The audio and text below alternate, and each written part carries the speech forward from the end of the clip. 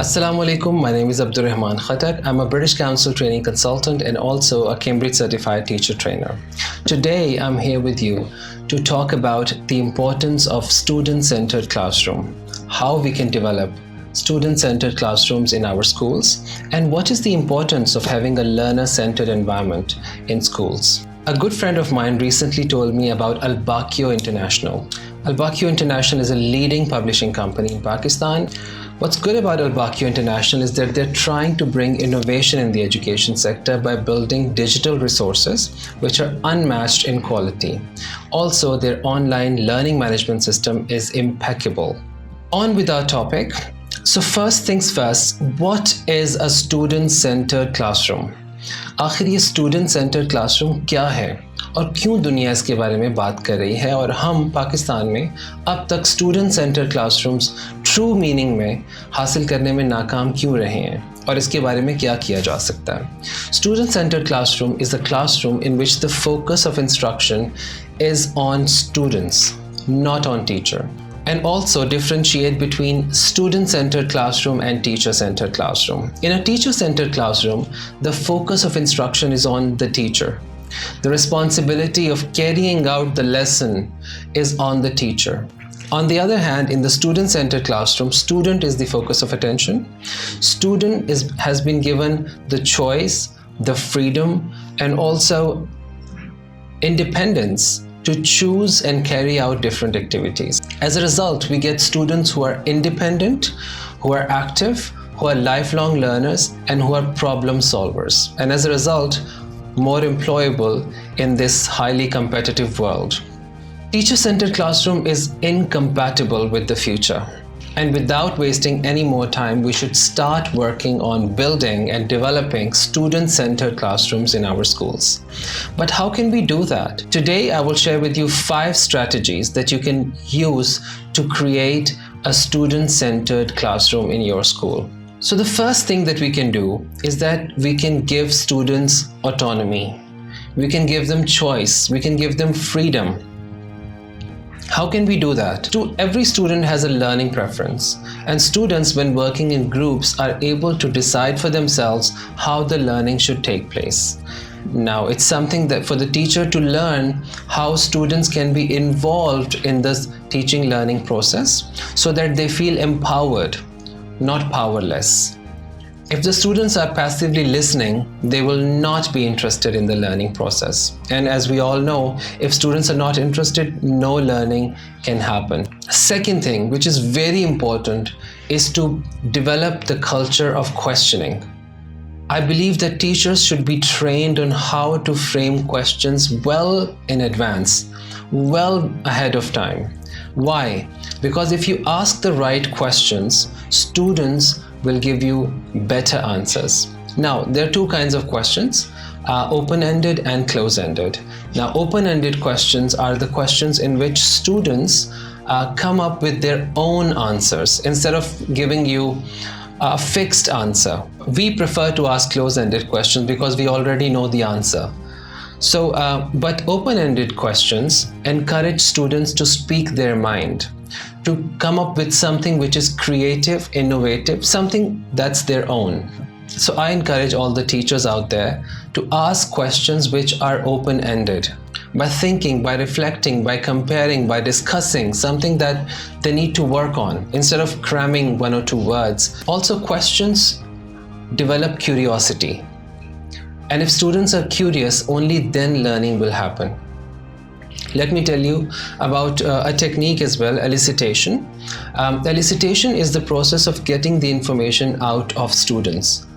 Now, instead of providing them the information all the time, you should get the information from the students. Let me tell you that students are also knowledgeable. They have some knowledge about the world, about the environment. So every topic you're going to teach, start with asking questions. Questions that are open-ended, questions that are intelligently designed well before time.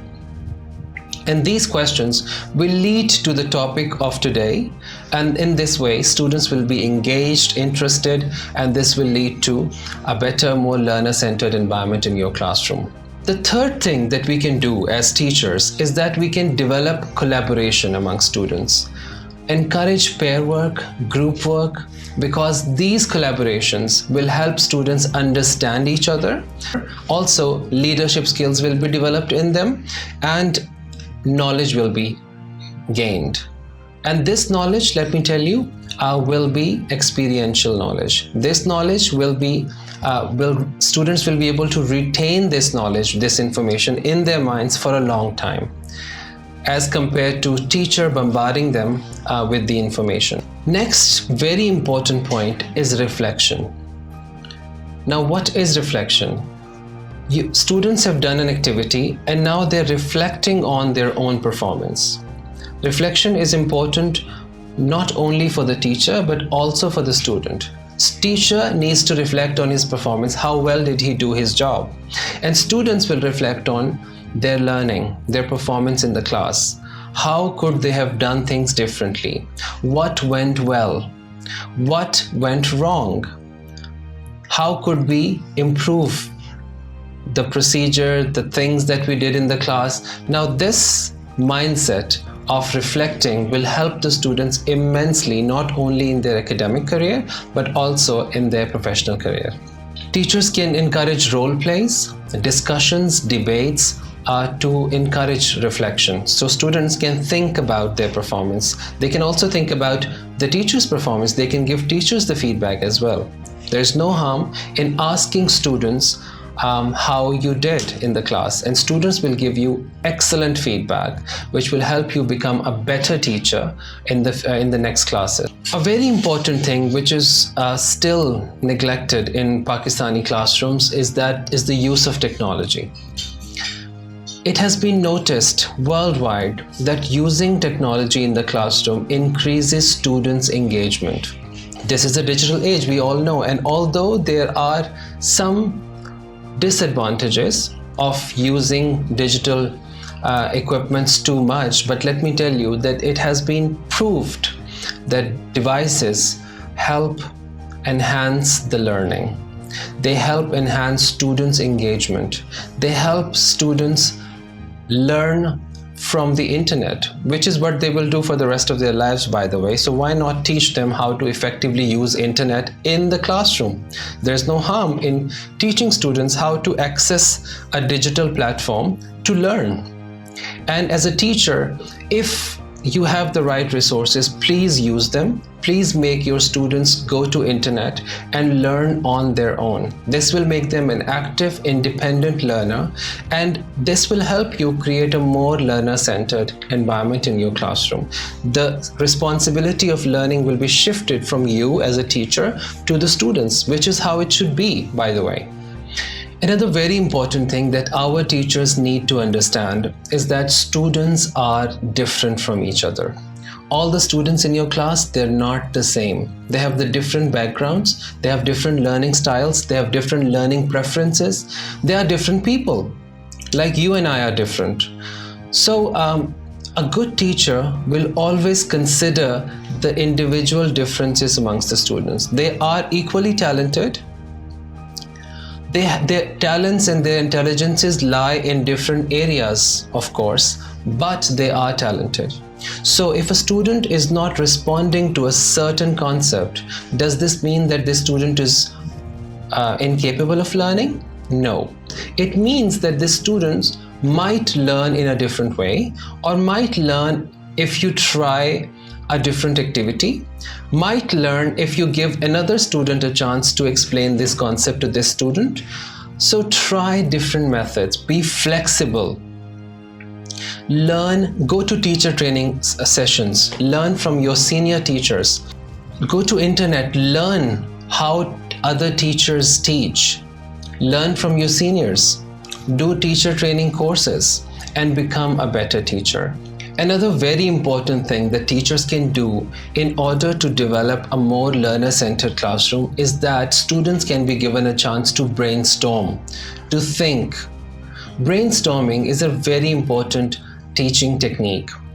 It means that students come up with a lot of ideas in a very short amount of time. So give them a chance to think about what you're going to teach them. So when you go to class, instead of starting to teach them build curiosity, ask them questions that will trigger thinking. Another important thing that teachers can do is that they can give the students projects instead of giving them daily homework all the time. These projects are carried out by students in groups. They can do it. They can do a project in a time of 2 days, 5 days, 10 days, and these projects give students a chance to learn experientially. Let me tell you that the knowledge that students gain on their own from their experiences remains with them for the rest of their lives. Instead of bombarding knowledge on them, instead of giving them information that they're not interested in, let them experiment. Let them do things on their own. I will request teachers to learn more about project-based learning.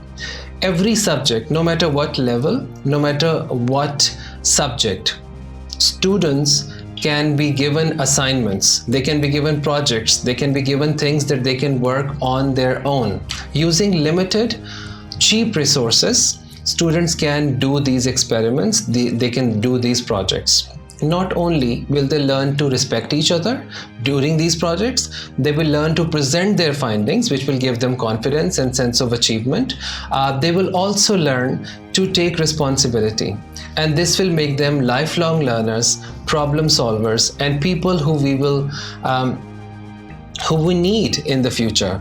So instead of making them passive learners, please make them independent and active learners through project-based learning. Please generate discussion. Please communicate with your students. Please make them communicate with you. Please help them communicate with each other. Talk.